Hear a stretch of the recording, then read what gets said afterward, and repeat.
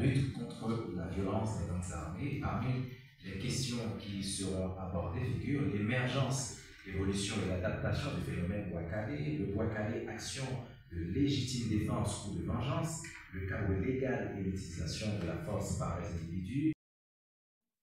Du sol, soyons seuls maîtres, marchons unis pour le pays, pour les ancêtres, marchons unis pour le pays, pour les ancêtres.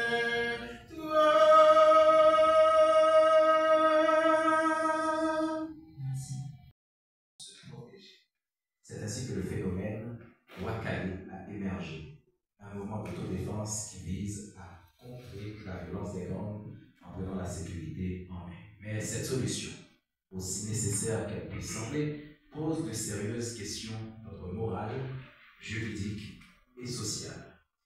Cette table sectorielle, organisée avec le soutien du Haut Commissariat des Nations Unies aux droits de l'homme et du Centre d'analyse et de recherche en droits de l'homme, CARD, se veut un espace de dialogue et de concertation pour imaginer des solutions durables face à la crise que nous traversons. Elle réunit des acteurs étatiques, des organisations de défense des droits de l'homme et des experts, tous engagés à œuvrer pour la paix, la justice et la sécurité en Haïti. Nous vous invitons donc à prendre part à ces échanges avec ouverture et engagement, car c'est par le dialogue et la réflexion collective que nous pourrons espérer trouver des réponses à cette crise qui menace notre cohésion sociale et notre avenir en tant que nation. La conférence de débat de ce matin va s'articuler sur le thème « Le phénomène Bouakale dans le contexte de l'insécurité en Haïti ». Cette série de conférences suivies de réunions mensuelles s'inscrit dans la dynamisation de la table sectorielle sur la sécurité instituée il y a quelques années de cela. La table sectorielle sur la sécurité est un espace de travail entre organisations de la société civile, organisations des droits humains et les autorités étatiques chargées de la sécurité, dont le ministère de la Justice, la police nationale d'Haïti, le ministère de la Défense et l'armée d'Haïti.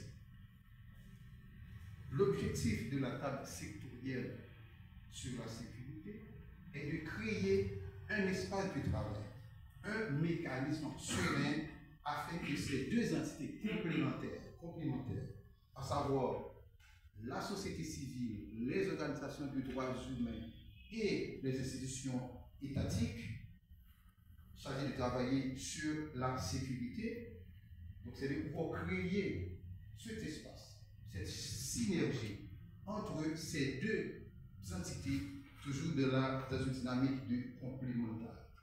Donc l'essence même de la table sectorielle, c'est de favoriser ce rapprochement entre les entités étatiques chargées de la sécurité, parce que pour nous autres qui sommes militants de travail, nous savons parfaitement que l'État a des missions régaliennes, et d'autre part, les organisations de droits humains dont la mission consiste, au terme d'une approche classique, à dénoncer les violations des droits de l'homme. Cependant, dans cette dynamique de complémentarité, il faut que ces deux entités travaillent ensemble.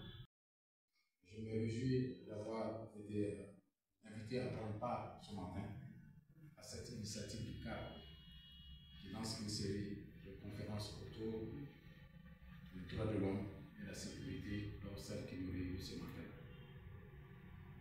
Avant de poursuivre ce propos, je voudrais transmettre les salutations de M. Arnaud Loyer, le représentant du bureau conjoint du Haut Commissariat des Nations Unies aux droits de l'homme et du bureau intégré des Nations Unies des droits de l'homme en Haïti, qui a été empêché par un vol qui a été retardé depuis hier. Mesdames et messieurs, la violence des gangs criminels a des conséquences dévastatrices, comme le rappelait tantôt Maître Gilles Ronjean, le directeur exécutif du CAD. Sur la situation des droits de l'homme en Haïti, notamment dans la zone métropolitaine de l'Ouest, mais aussi dans l'Artibonite, vous ne citez que ces de département. Depuis le mois de janvier 2025, mon bureau a documenté environ 1268 meurtres, 140 enlèvements et 423 blessures. Donc, ce qui met en évidence déjà l'ampleur de la violence ici en Haïti.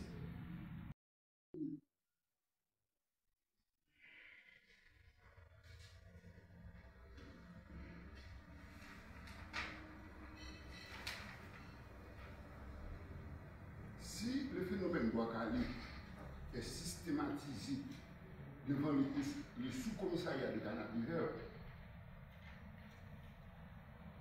il n'est que la résultante de l'insécurité et de soif de justice. Tout simplement. Pour être plus concret, au lieu de dire soif de justice, on peut dire soif de jugement, soif de tribunaux. Parce que le Boakali n'est pas un phénomène de foule. Ce n'est pas un phénomène spontané. C'est la résultante du fait que nous demandons la sécurité, nous demandons la justice ou le jugement. Sur l'analyse, sur les termes, le phénomène Boakali dans le contexte de l'insécurité en Haïti. Je dois noter d'entre jeu qu'on parle de sécurité et le ministère de la Défense est invité. Cela justifie la part de responsabilité de ce ministère dont je suis le directeur général dans les différentes mesures à prendre par le gouvernement pour résoudre ce phénomène.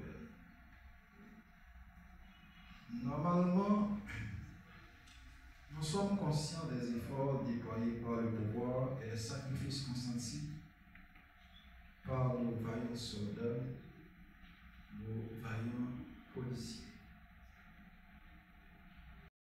Dans la mise en œuvre des réformes structurelles et dans la création d'un environnement propice à la sécurité juste, justice et stabilité.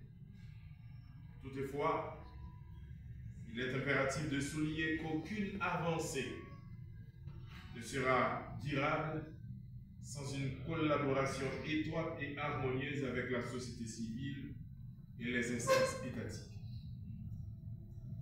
La société civile, en effet, joue un rôle important dans la réussite de ce processus de restauration de l'ordre public.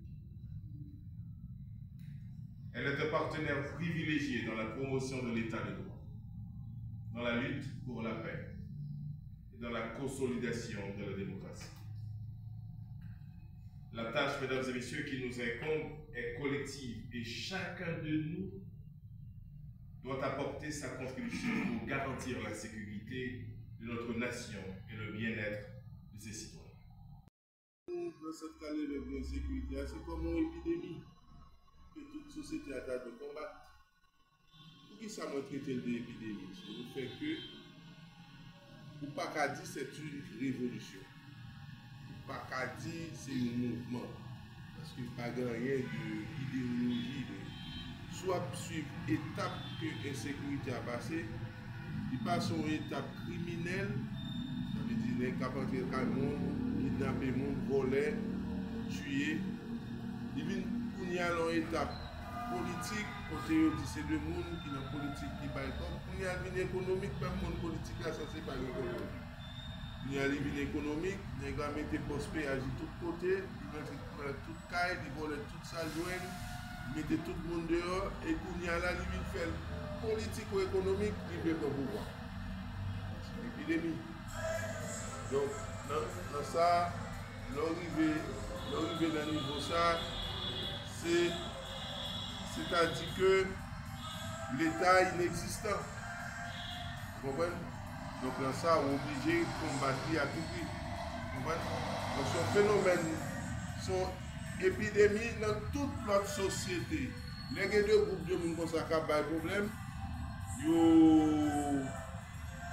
ils ont des terroristes. En Haïti, les deux groupes comme ça, ils disent c'est bon. Donc ça, c'est des terroristes purs qui veulent combattre. Comment vous faites